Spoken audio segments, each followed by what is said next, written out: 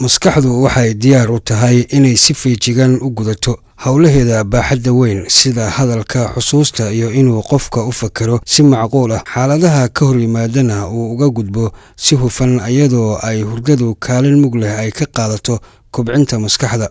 Inkastoo hurdada ay fursad u siiso bini'aadamka inuu ka nasto howl maalmeedka dhibta badan ee uu aadanuhu ku kasbanayo noloshiisa, waxaana dhab ah haddii qofku seexdo muddo 3 saacadood ah inuu jirkiisu kaydsanayo tamar qiyaastii u dhiganta 50 ilaa 60 kilokalori. laakiin haddii uu qofku soo jeedo muddo 17 saacadood oo xiriir ah, waxaa la sheegayaa inuu la mid yahay sida qof cabay daraagiska sida qamriga oo kale, oo xaddiga alkoholka ku jiraahi ay tahay 0.05%. xaddigaas oo ah kan ugu badan oo ruuxa ku nool dalalka Yurub loogu ogol yahay marka uu isticmaalo inuu gaari ku kaxayn karo. waxaana la isku raacay inay hurdadu lagama maarmaan u tahay qof kasta oo bini'aadam ah marka laga hadlayo dhanka caafimaadka maskaxda iyo jirka intaba. laakiin marka uu qofku seexdo, waxaa suuragal noqonaya inuu si firfircoon u guto howl maalmeedkiisa iyadoo qofka jir ahaan iyo maskax ahaanba intuba uu diyaar u yahay gudashada waajibaadkiisa shaqo. haddii ay qofka ku dhacdo hurdo la'aan joogto ah, waxaa gebi ahaanba howlgab noqonaya qaybo ka mid ah maskaxda kuwa oo kontaroola hadalka, xusuusta iyo qorshaynta. waxaana dhici karaysa inay isku dhex yaacaan waxqabadka maskaxda, qofkana uu la yimaado caro fara badan, ilowshidhawe iyo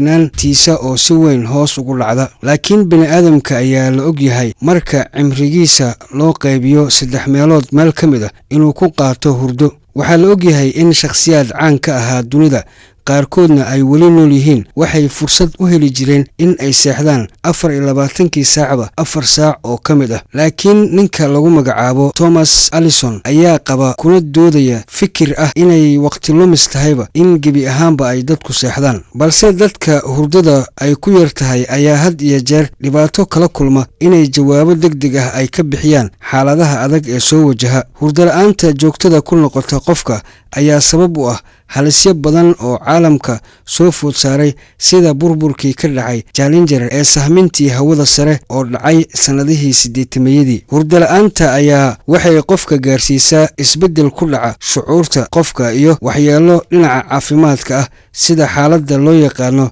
sleep apnea oo ah xaalad soo noqnoqota oo uu qofku hakinayo neefsashada xilliga uu hurdada ku jiro. xaaladaasina waxaa lala xiriiriyaa cadaadiska dhiigga qofka oo ah mid aad u sarreeya iyo xaalado kale oo uu stressku ka mid yahay.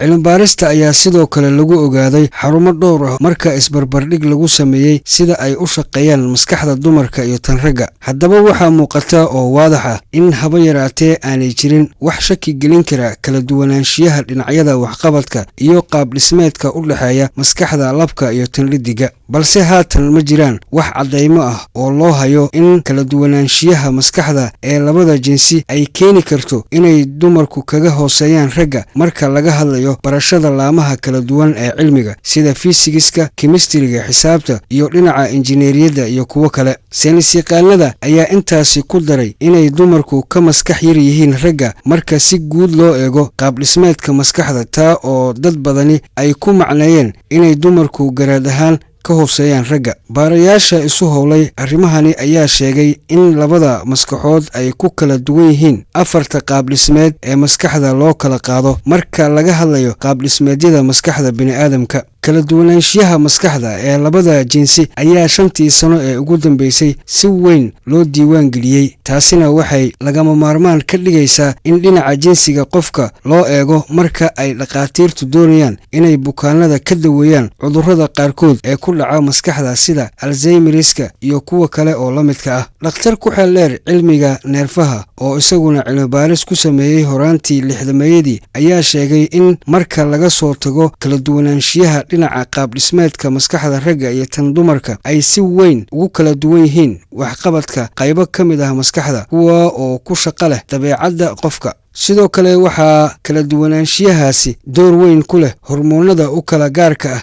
ragga iyo dumarka, kuwa oo qaabeeya qaabka ay u kala fakeraan ragga iyo haweenka. cilmibaarayaasha ayaa sidoo kale sheegay inay labada jinsi dhanka fakarka ay ku kala duwan yihiin marka lagu guda jiro carruurnimada hore. cilmibaarayaasha ayaa sheegay in wiilasha yaryar ay jecel yihiin in ay ku ciyaaraan banooniga iyo baabuurta yaryar ee ka samaysan cinjirka, halka gabdhaha yaryarna ay iyagu aad u jecel yihiin tooyiska gabdhaha ah ama boombilaha caaga balaastikada ah ee u samaysan sida qofka dumarka oo kale. dhanka kale, cilmibaarayaasha ayaa warbixintooda ku sheegay in xayawaanada dhediga ah iyo kuwa labka ay iyaguna ku kala duwan yihiin dhinacyo badan, waxaana arrimahaasi saameyn ku leh hormoonada labka iyo kuwa dhediga oo ay kala leeyihiin labada jinsi. hormoonada ku badan haweenka ama dumarka ayaa ah kuwo qaabeeya jilicsanaanta jirka dumarka, soo bixidda horaadada iyo codka dabacsan ee haweenka, halka hormoonada ragga u gaarka ahna ay door weyn ka ciyaaraan qaabaynta